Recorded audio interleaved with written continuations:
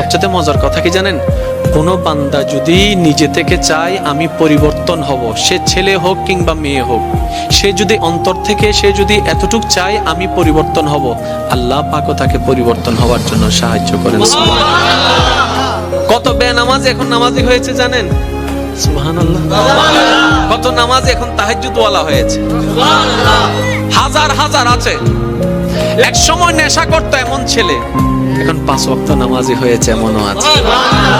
Suicide করতে গিয়ে ফেরত এসেছে। এক সময় যে কথার আগে হাত তুলতো, সে এখন গালি শুনলো মুস্কি হাসি দেয়। তো বন্ধুর একদিন তাকে জিজ্ঞেস করে, কিরে নেতা, তুই না কথা বলার আগে হাত তুলতি? তখন সে বলে, পাগল ছিলাম তখন তুলেছি, বুঝতে পেরেছি ওই জগতে কিছু নাই, আল্লাহর প্রেমের ধৈর্যের জগতে অনেক বড় নিয়ামত আছে।